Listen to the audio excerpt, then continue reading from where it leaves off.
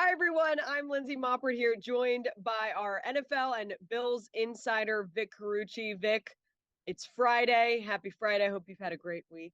We Same to you. have some, we've had some Sunday night football ahead of us at Highmark Stadium, the Bills and Giants game.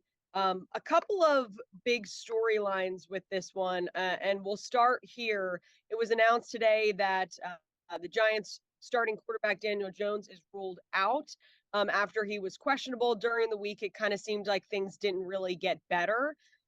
Do you feel like, before I kind of move into the next topic about who the Bills will be seeing out on the field, do you feel like that will have any sort of impact on this game, the fact that Jones will not be out there? I didn't think the Giants were a good team with Daniel Jones at quarterback.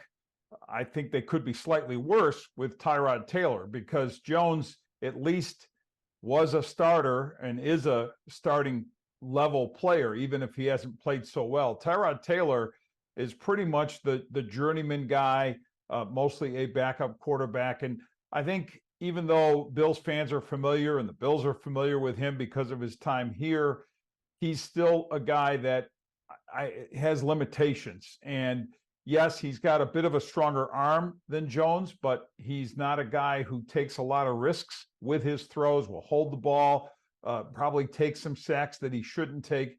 And behind a very bad Giants offensive line, it could be a very long night for Tyrod Taylor. And you kind of answered my next question, obviously, there with Tyrod Taylor, and just, he's coming back to play against his former team, was on the team when the Bills broke that 17-year playoff drought. So it'll be interesting, to say the least, but I think we can move on from that topic now. Next up, during the week, we've heard a lot of Bills players talking about their former offensive coordinator and now current Giants head coach, Brian Daboll, and just their familiarity with him, and how some of them, like Josh Allen, they still keep in touch and everything. Clearly some close bonds there.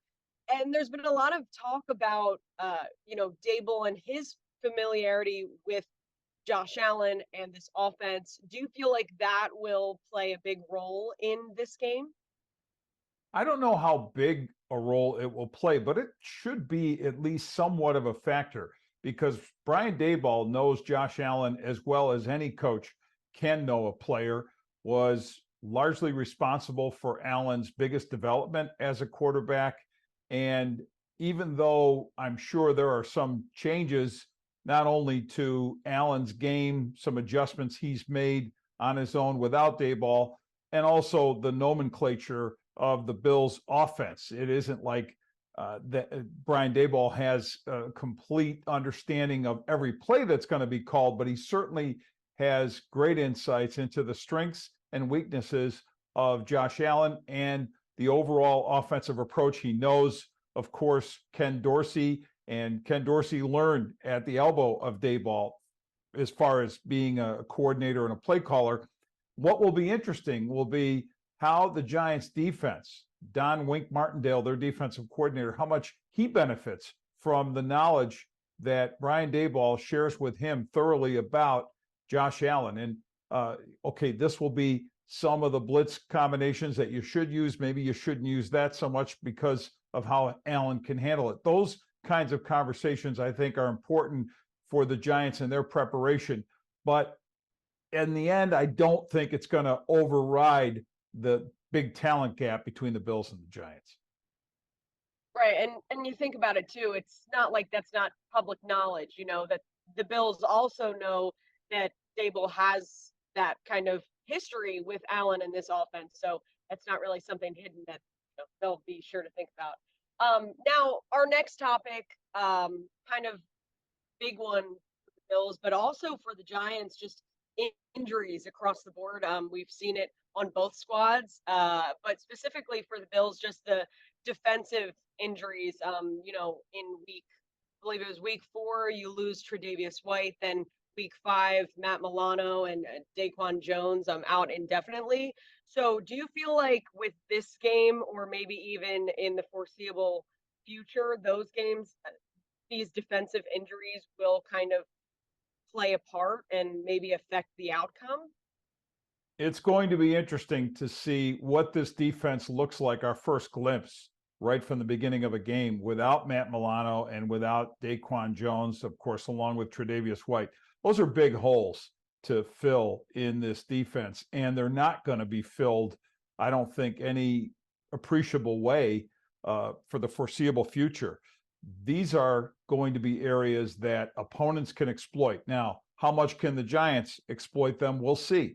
If Saquon Barkley, who's questionable, if he plays and is able to physically contribute in any kind of big way, I think that's going to be a test for a run defense, missing two of the best run stoppers in Jones and Milano.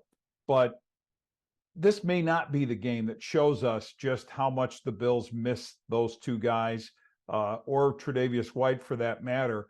As time goes on and as we see the depth of this team challenged, and having a Dane Jackson, for instance, questionable after last week when you had Christian Benford not play at corner, you could see ways that they were exploited. The Bills were in the secondary, and there may be, and it could be Tyrod Taylor too, but there may be quarterbacks who otherwise you wouldn't think would shred a defense, who might be able to have more success than one would expect just because of all these injuries that they've had on the defensive side. And now kind of looking forward, but staying with the injuries here, the injury report on Friday, just earlier this morning, was released. And something interesting that we'll have to, look out for in this game specifically is just that both of the top two Bills tight ends, Dawson Knox with a wrist injury and Dalton Kincaid in concussion protocol, but they were both listed as questionable as well for this game. And then, of course, as you mentioned, Dane Jackson with a foot injury, also questionable. What kind of impact would that have? I mean, I don't know exactly what their game plan would be in terms of using the two of them, but the fact that the top two are both questionable for this one, how could that affect, their game plan in that way? Right. Well, the next man up, of course, Reggie Gilliam could step in there, but he doesn't equate, especially what Dawson Knox does. And of the two questionable tight end injuries, that's the one that concerns me the most, because Knox has been having a solid to better than solid year at the position, not only as a receiver, but also as a blocker. So if he's not out there because of this wrist injury, that could be a factor. If he's in there and the wrist limits what he can do a bit, that too is something to watch, because it would affect how you can catch the ball and the blocking. As far as Dalton Kincaid's potential absence is addressed, that to me is the slot role. So could they put Shakir there and maybe deal with it, or with different formations with the receivers they have in place? And I think that's another way to get around it. There's probably enough receiver depth to make up for what Kincaid was contributing, which wasn't a lot.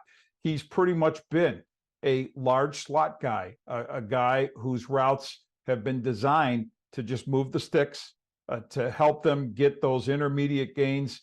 And Allen has looked his way, more than a little bit, but there haven't been those big play opportunities that I know a lot of people were looking for. First round pick Utah, remembering all those Utah highlight plays that he made. We haven't seen that from him. But in a game like this, again, if they had to just be real sure about his health and move on without him for this game, they can get by.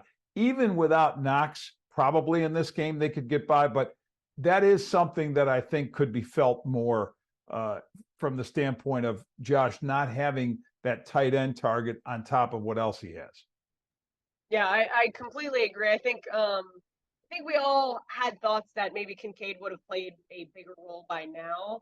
But Knox is definitely, he's been a game changer in a couple of these. So we will have to see what happens Sunday morning with that list. But so looking forward to it. Bills Giants on NBC Sunday night at 8:20. So we will have you fully covered. But for now, for Vic Carucci, I'm Lindsey Moppert, Channel 2 Sports.